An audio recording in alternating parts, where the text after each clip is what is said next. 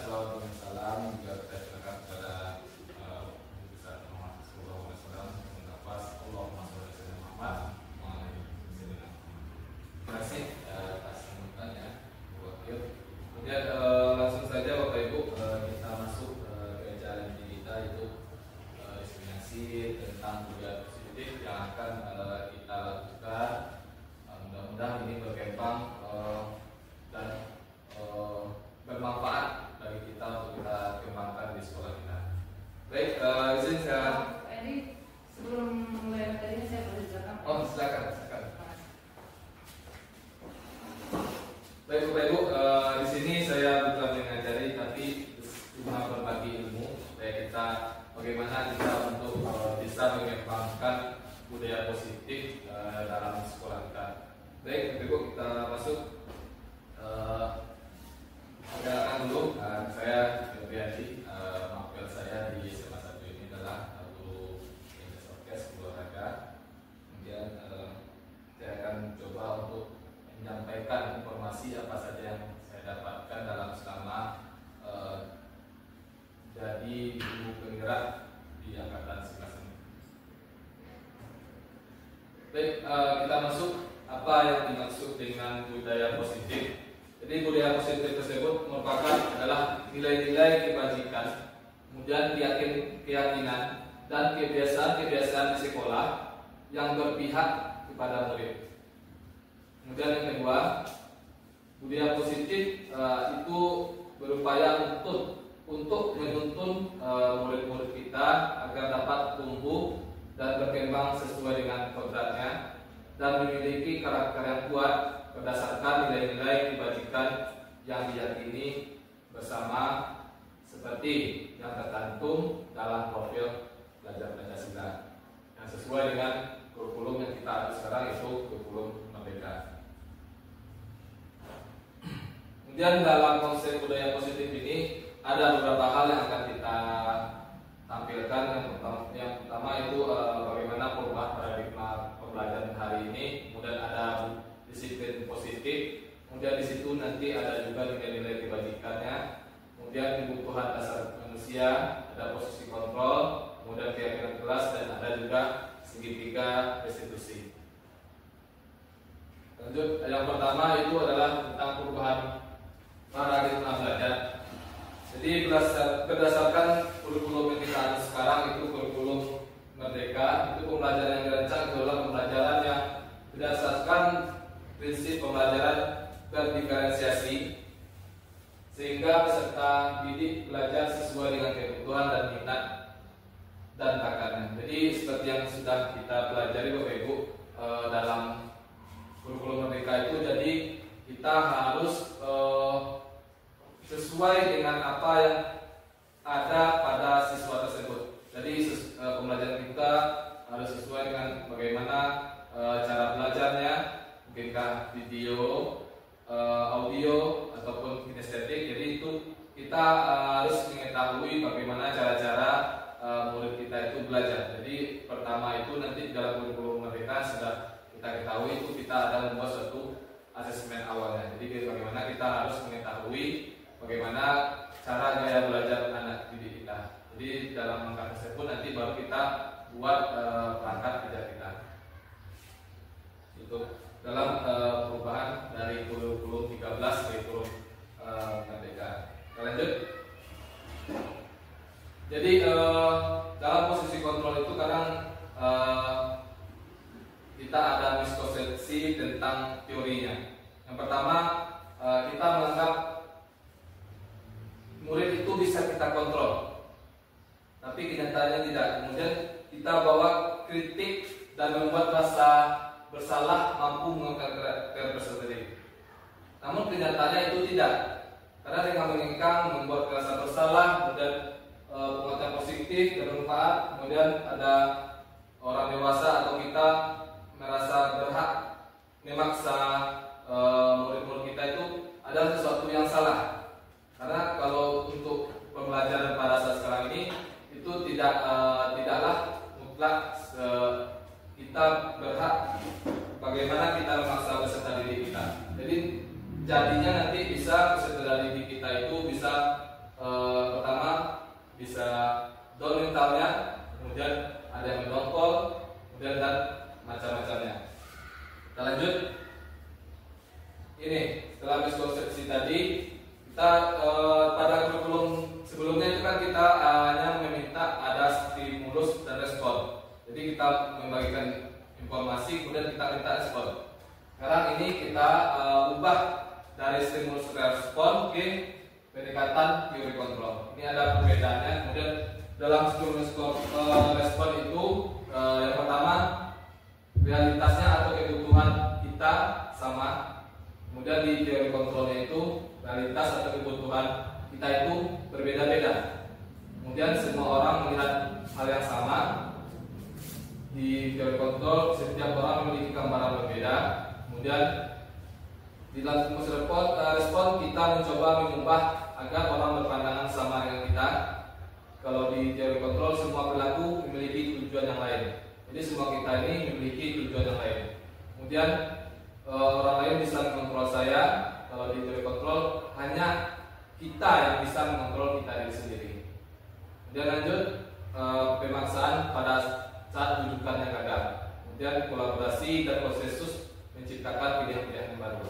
Yang terakhir, cara di stimulus respon itu adalah berpikir menang kalah.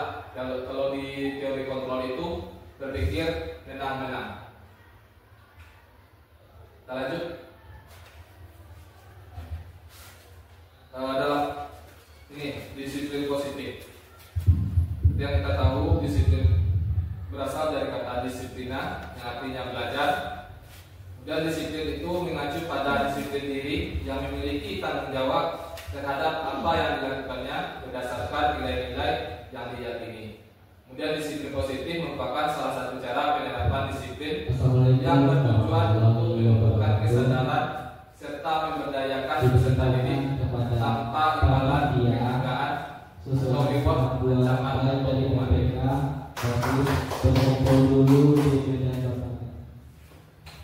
Kemudian kita lanjut. Ini ada kebutuhan dasar manusia yang ada pada diri kita. Itu yang artinya pertama adalah kebutuhan dasar manusia itu adalah segala sesuatu yang kita lakukan untuk mendapatkan apa yang kita inginkan. Kemudian seluruh tindakan yang kita lakukan memiliki tujuan tertentu, dan semua usaha baik yang kita lakukan adalah dalam rangka agar kebutuhan dasar kita terpenuhi dengan baik. Ini dalam kebutuhan dasar manusia itu ada 5. Pertama, bertahan hidup, kasih sayang dan rasa diterima, kebebasan, kesenangan, dan ada penguasaan. Ini contohnya. Dalam bertahan hidup itu lebih kepada kebutuhan pokok kita, itu tentang makanan, pakaian, bagaimana ada tempat tinggal kita, kemudian keamanan dan juga kesehatan. Kemudian yang poin kedua itu adalah kasih sayang dan rasa diterima. Di rasa diterima itu rasa kita diterima, dipedulikan, rasa ingin berbagi, kerjasama. Kemudian kita ingin menjadi dalam satu kelompok, dalam satu tempat. Kemudian penguasaan itu adalah harga diri, keinginan untuk dianggap, memimpin, berprestasi, diakui dan didengar. Kemudian untuk kebebasan itu adalah kemandirian, memilih pilihan, mencoba hal yang baru, mampu mengendalikan arah dirinya. Kemudian yang terakhir, kesenangan itu adalah yang bermain. Kemudian yang kesenangan dalam diri kita mungkin bermain, ada humor, kemudian tertawa, mungkin ada rasa antusiasme dalam diri kita. Itu adalah dasar-dasar dari kebutuhan pokok manusia. Kita lanjut. Bagaimana sih cara menciptakan budaya positif di sekolah? Jadi yang kita ketahui di sebelum positif itu adalah dengan menggunakan, bisa kita menggunakan di kami belajar itu adalah menggunakan segitiga diskusi, bisa menerapkan 5 posisi kontrol dulu, dan juga bisa dengan keyakinan kelas. Kita bahas satu-satu. Sini ada 5 posisi kontrol bagi guru. Bagaimana kita selama ini menerapkan cara-cara kita kepada siswa kita. Di sini ada menurut Diane Goshen itu ada 5 posisi kontrol yang diterapkan guru bisa orang tua atau atasan kita dalam mengontrol atau disiplin. Yaitu yang pertama itu ada penghukum. Jadi dalam posisi ini guru menganggap cara dia yang paling benar dan murid meletakkan guru di luar dunia berkualitas. Kemudian ada yang kedua, membuat rasa bersalah. Pada posisi ini guru membuat murid merasakan tidak nyaman. Jadi dalam posisi ini kita membuat murid itu merasa tidak nyaman atau bersalah, kemudian rendah diri, dan murid meletakkan guru di dalam dunia yang berkualitas. Kemudian ada yang ketiga, itu posisi kontrol sebagai teman. Itu pada posisi ini guru tidak akan menyakiti murid, tapi tetap mengontrol murid melalui bujukan. Jadi menganggap siswa kita itu, murid kita itu sebagai teman. Dan murid meletakkan guru sebagai orang penting dalam dunia yang berkualitas, sehingga murid akan tergantung pada gurunya. Kemudian yang keempat, ada kontrol pemantau, yaitu adalah acuannya adalah guru, kemudian peraturan dan konsekuensinya. Murid akan menyadari jika dia berbuat salah atau melanggar peraturan, maka dia akan menerima sanksi atau konsekuensinya. Namun jika dia berbuat baik, maka dia akan mendapatkan penghargaan. Jadi itu adalah bentuk dalam pemantauan. Jadi dalam pemantau ini bisa kita buat bagaimana dalam satu kelas itu mana yang terlambat bisa kita berikan. Kalau berapa menit Anda terlambat, kalau 5 menit berarti Anda akan pas jam istirahat Anda akan bisa mengganti dengan 5 menit setelah. Berarti Anda berkurang jam istirahatnya 5 menit, seperti itu. Kemudian posisi terakhir, yang ini adalah posisi manajer. Pada posisi ini, guru memberikan kesempatan pada murid untuk mempertanggungjawabkan perilakunya, mendukung murid agar dapat menemukan solusi atas permasalahannya sendiri, dan murid mempunyai kesempatan untuk memperbaiki diri dan menjadi karakter yang lebih kuat. Guru diharapkan untuk bisa menjalankan posisi kontrol ini. Jadi dari 5 posisi kontrol ini, yang paling bagus dalam yang akan kita sesuaikan dalam budaya positif ini, disiplin positif ini adalah pada posisi manajer. Jadi di sini kita diharapkan bagaimana kita memanajer murid kita pada saat dia melakukan kesalahan. Jadi dia sendiri yang akan kita gali apa permasalahannya, kemudian mereka menyadari kesalahannya sendiri, kemudian apa yang akan mereka cari solusinya dari permasalahannya sendiri tersebut. Jadi itu yang diharapkan pada kita di sekolah ini untuk mencari permasalahannya. Kemudian ada juga yang tadi istilah bagaimana disiplin positif itu dengan cara segitiga restitusi. Ini dalam bentuknya lebih ke penyelesaian masalah dalam permasalahan siswa kita. Mungkin ada yang terlambat, cabut, merokok, ada yang masalah bullying, bisa kita gunakan. Ini adalah dalam bentuk segitiga restitusi. Yang pertama itu adalah menstabilkan identitas, yaitu guru berupaya menyenangkan murid agar mereka tidak merasa gagal karena melakukan kesalahannya. Misal dengan kata tidak ada manusia yang sempurna. Kemudian yang kedua, validasi tindakan. Kita validasi tindakan tersebut. Bagaimana kita dapat melakukan memvalidasi kebutuhan apa saja kebutuhan murid tersebut. Misalnya berkata, kamu pasti punya alasan mengapa melakukan hal tersebut. Jadi kita cari validasi tentang permasalahannya. Jadi kita tanyakan apa alasannya melakukan pelanggaran disiplin tersebut. Kemudian terakhir itu adalah menanyakan keyakinan kelas kita. Pada langkah terakhir ini, guru akan menghubungkan perilaku murid dengan nilai-nilai yang telah kita percayai dan berpindah menjadi orang yang lebih baik dan atau orang yang seperti apa yang dia inginkan. Jadi itu adalah dari segitiga restitusi. Lanjut, yang terakhir ini dalam yang kelompok kecilnya kita bisa membuat tentang keyakinan kelas dibuat berdasarkan kesepakatan antara guru dan murid yang terdiri dari peraturan-peraturan yang berasal dari nilai-nilai kebajikan dengan menggunakan kalimat positif berupa pernyataan universal dapat diterapkan dan ditinjau kembali. Baik, di sini ada nilai-nilai universal yang akan kita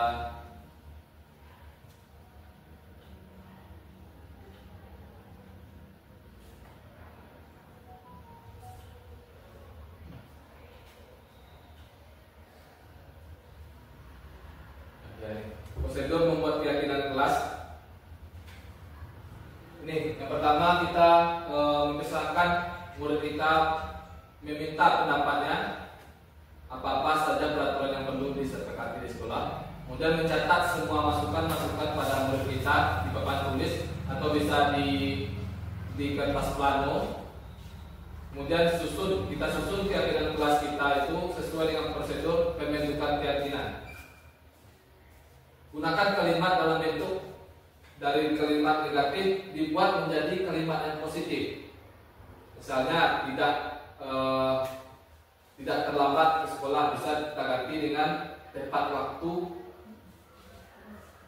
Kemudian tidak mengganggu teman bisa dibuat dengan menghargai orang lain. Seperti itu. Kita buat dari kalimat yang negatif bisa kita buat ke yang lebih positif. Kemudian tinjau kembali daftar surat pendapat yang sudah dicatat. Kemudian Anda mungkin akan mendapati bahwa pernyataan yang ditulis di sana masih banyak yang berupa peraturan. Selanjutnya ajak murid-murid untuk menemukan nilai kebajikan atau keyakinan yang dituju dari peraturan tersebut. Contoh, berjalan di kelas, dengarkan guru, datanglah tepat waktu, berada di bawah satu keyakinan untuk saling menghormati. Itu nilainya. Atau nilai kebajikannya hormat. Keyakinan inilah yang dimasukkan dalam daftar yang akan disepakati. Kemudian tinjau ulang keyakinan kelas secara bersama-sama. Sebaiknya keyakinan kelas tidak terlalu banyak, sekitar 3-7 keyakinan. Jadi tidak pula terlalu banyak. Jadi nanti takutnya terlalu banyak pula yang melanggarnya. Kemudian yang keenam, setelah keyakinan kelas dibuat, maka semua warga kelas dipersilakan menunjukkan dan menyetujui dengan menandatangani keyakinan kelas tersebut, termasuk guru dan semua murid. Kemudian yang terakhir, keyakinan kelas selanjutnya bisa kita tempel, kita cetak dan diletakkan di tempat yang dapat dibaca semuanya. Kemudian misalnya ini keyakinan kelas yang dapat kita sepakati. Pertama, taat beribadah, datanglah tepat waktu, menghargai guru dan teman, melaksanakan piket kelas atau membuang sampah pada tempatnya, mengembalikan barang yang dipinjam, menerapkan budaya 5S, senyum, sapa, salam, sopan, dan santun. Kemudian menjalankan peraturan sekolah itu dalam bentuk-bentuk keyakinan kelasnya. Dan nilai-nilai kebajikannya seperti beriman, bertakwa kepada Tuhan Yang Maha Esa, disiplin. Disiplin itu adalah saling menghormati, kemudian saling menghargai dan menghormati. Tanggung jawab, disiplin, tanggung jawab, saling menghargai, tanggung jawab, berakhlak mulia, kemudian disiplin. Disiplin dan saling menghargai ini sama. Ini tabelnya. Jadi keyakinan kelas itu yang pertama ada taat beribadah. Nilai kebajikannya itu adalah beriman, bertakwa kepada Tuhan Yang Maha Esa. Kemudian datanglah tepat waktu itu nilai kebajikannya adalah disiplin dan saling menghargai. Kemudian menghargai guru dan teman itu adalah nilai kebajikannya saling menghargai dan menghormati. Kemudian melaksanakan piket kelas itu adalah tanggung jawab. Kemudian mengerjakan tugas tepat waktu, disiplin dan tanggung jawab. Kemudian menerapkan 5S itu adalah nilainya berakhlak mulia. Yang terakhir melaksanakan peraturan sekolah itu adalah disiplin dan saling menghargai. Bisa kita buat tanggalnya, kemudian kita buat tanda tangan di bawahnya. Nah, itulah bentuk-bentuk dalam penerapan budaya positif positif yang bisa kita terapkan di sekolah kita. Kemudian yang telah kita terapkan di sekolah kita itu bisa juga dalam yang telah kita lakukan itu adalah menyambut siswa datang di gerbang pagi hari itu juga sudah kita laksanakan ya Bapak Ibu. Jadi sudah dalam bentuk suatu budaya positif yang telah kita terapkan. Jadi menyambut siswa di depan gerbang itu dengan melaksanakan 5 itu juga termasuk dalam budaya positif. Mungkin demikianlah yang dapat saya sampaikan. Mungkin kalau ada pertanyaan atau tanggapan dari teman-teman, saya beri waktu, silakan.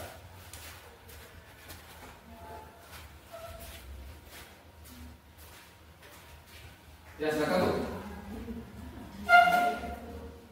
Assalamualaikum warahmatullahi wabarakatuh. Waalaikumsalam warahmatullahi wabarakatuh. Saya Agnes Surnas, mengucapkan salam Bapak.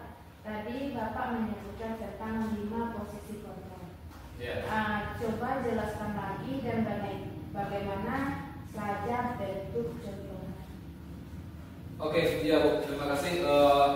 Mungkin tadi sekilas saja Bu ya tentang poin-poin besarnya saja. Mungkin ya lebih baiknya kita bisa lihat dalam bentuk video biar lebih kita bisa mengerti bagaimana penerapannya Bu ya. Iya, penerapannya. Ya, penerapannya. Baik, kita cari dulu. Ya, ini sudah saya sebutkan. Ini ada 5 posisi kontrol guru dalam yang kita sampaikan tadi.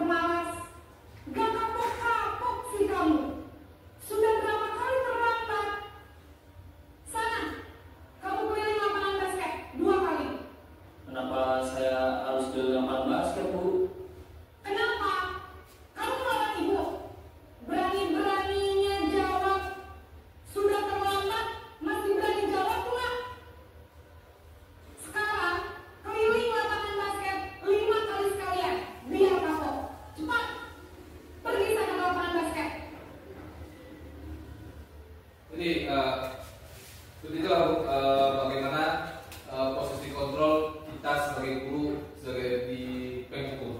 Jadi kita itu merasa benar dan anak itu salah. Jadi kita bisa berikan sanksi, yaitu bentuk sanksi. Bisa tadi seperti contoh, bisa lari ke lapangan basket 5 kali. Jadi dengan platform tersebut, jadi anak kita bisa itu, siswa kita itu bisa ada digital. Lanjut. Ini posisi berbuat rasa bersalah.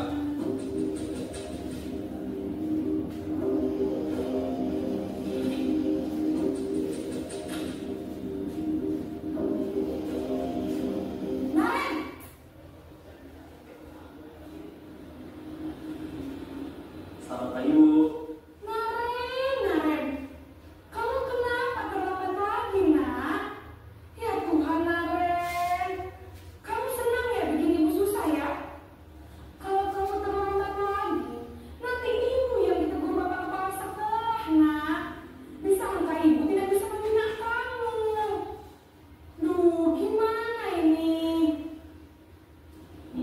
Maaf, Bu.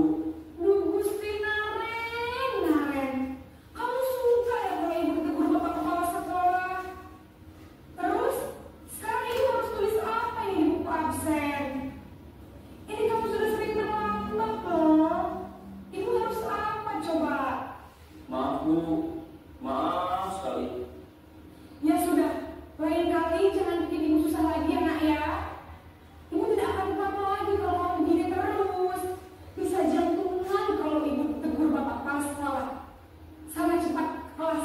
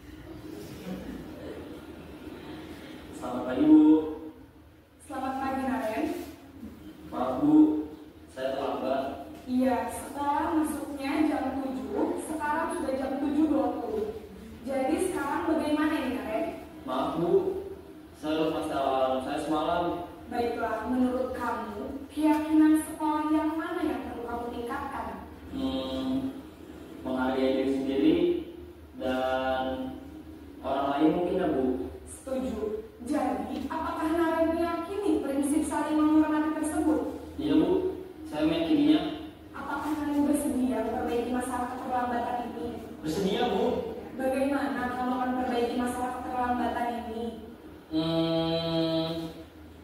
Saya akan coba untuk tidak lupa menyetel alarm saya, Bu. Baik, kalau kalian lupa menyetel alarm di rumah, ada orang yang kira-kira bisa bantu mengingatkan tidak? Ada, Bu. Kakak saya, Kak Emma. Ada lagi selain Kak Emma? Selain Kak Emma, ada ibu saya. Jadi yang mengingatkan Naren adalah Kak Emma dan ibu kamu ya? Kira-kira akan mulai start alarm kapan nih Naren? Setelah pulang sekolah, akan segera saya lakukan. Baik, jadi Naren akan setel alarm untuk bangun besok pagi dan akan diingatkan oleh kakak dan ibunda Naren ya. Ada lagi yang mungkin perlu dilakukan Naren agar tidak terlambat bangun lagi. Tidak ada, Bu. Baik Naren, terima kasih untuk kerjasama kamu. Sekarang kamu perlu kembali ke kelas untuk belajar. Baik, Bu. Terima kasih. Baik, itulah Bapak Ibu.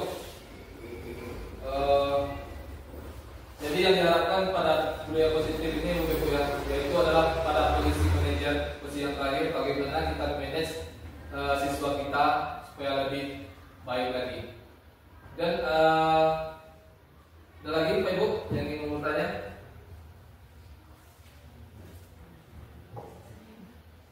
Ya silakan Bu.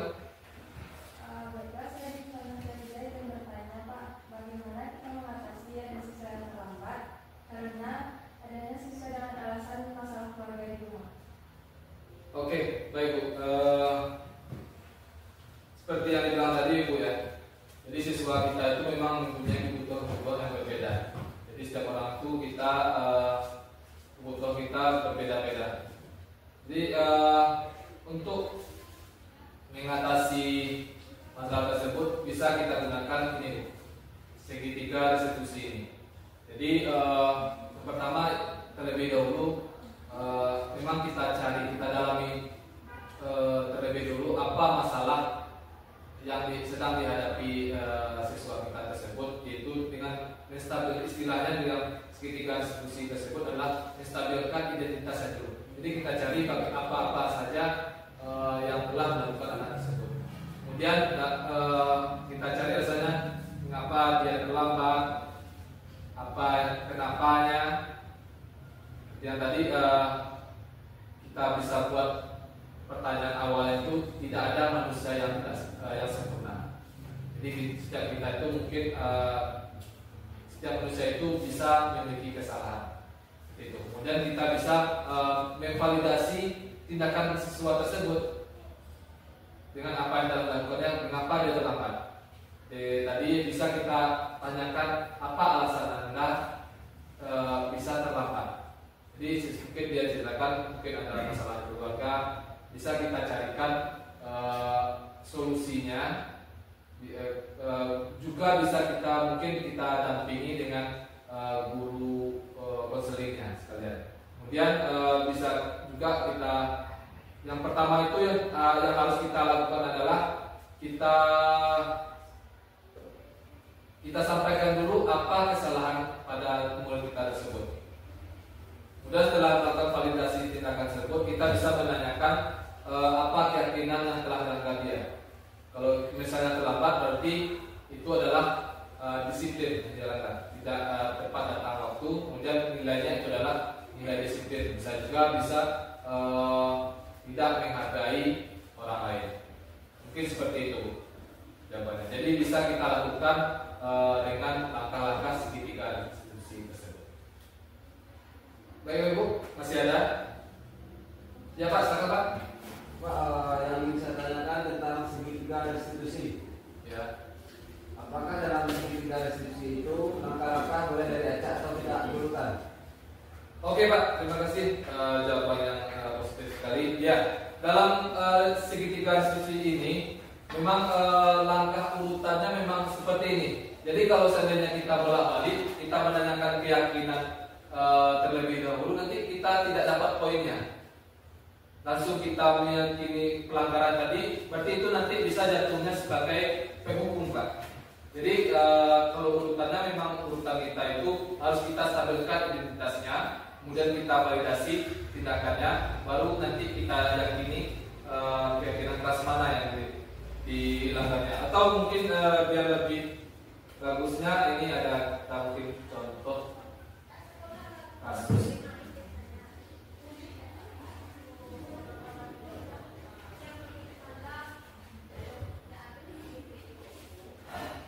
Biar kita lebih mengerti ya Pak.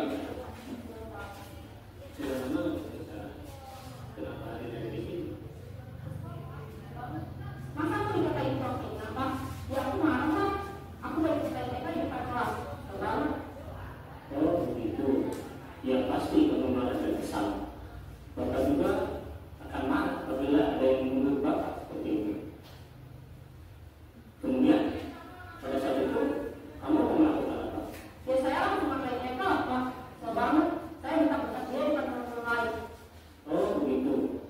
Pasti kamu melakukan seperti itu karena suatu alasan tertentu kan? Iya lah, masa saya diam saja Pak. Ya saya berani lah. Masa saya dituduh profilnya? Ya wajar lah. Mempertahankan agama itu sesuatu yang penting buat kamu. Beruntung kamu tidak memiliki kabar lagi. Hanya minta-minta. Iya Pak. Untung saya masih bersabar. Terus saya mengucapkan saja. Sudah tunggu sekarang Pak. Saya masih berani. Ya pasti ya. Tapi kamu memilih untuk tetap bertahan dan bersabar. Kamu memilih untuk tidak berbuat lebih parah lagi kan? Iya. Nah, sekarang coba kita lihat tadi tindakan kamu yang minta PK di kelas. Tindakan kamu itu kira-kira sesuai dengan keyakinan kelas atau prinsip kamu tidak? Enggak Pak. Capek Pak di sekolah. Jadi keyakinan atau prinsip mana yang perlu sesuai dengan keinginan kamu? Ya, saya sebenarnya sangat menghargai orang lain. Mungkin saat itu saya menjadi emosi. Jadi tidak menimbang sikap itu. Kamu yakin tidak? Menghargai orang lain itu penting buat kamu. Yakin lah Pak. Iya, kita harus saling menghargai.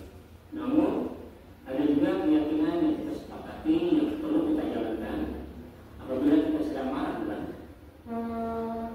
Ya saya bisa lebih proaktif, mengajukan diri sendiri. Saya bisa jadi lebih sabar, mengambil keputusan untuk berpikir mau apa selanjutnya. Kira-kira kamu bersedia memperbaiki masalah ini tidak? Sedia Pak. Kalau kamu memperbaiki masalah ini, kamu akan menjadi orang seperti apa? Saya akan menjadi orang yang bertanggung jawab kali ya Pak. Dan senantiasa proaktif. Iya, menurut kamu bagaimana rasanya menjadi orang seperti itu? Ya nyaman lah, bangga bisa bersabar dan menahan diri. Baiklah kalau begitu. Yuk kita pikirkan bagaimana memperbaiki masalah ini. Oke Pak, inilah bentuk-bentuk langkah-langkah dari segitiga institusi tersebut. Jadi kalau kita balik-balik nanti jadi tak dapat kita poinnya. Jadi memang dalam segitiga institusi tersebut memang harus sesuai dengan langkah-langkahnya. Jadi dalam sekolah kita ini mari sama-sama kita ubah bagaimana cara kita untuk menindak bagi siswa-siswa kita yang bermasalah ke arah yang positif. Jadi kalau bisa dihindari dalam seperti posisi kontrol tadi adalah kontrol yang penghukum. Jadi itu sebaiknya yang paling bagusnya adalah posisi kontrol sebagai seorang manajer, kita sebagai seorang guru. Kemudian apabila ada suatu kesalahan atau siswa yang bermasalah, bisa kita buat dalam bentuk kita cari permasalahannya dalam bentuk segitiga itu sendiri. Baik Ibu, masih ada lagi?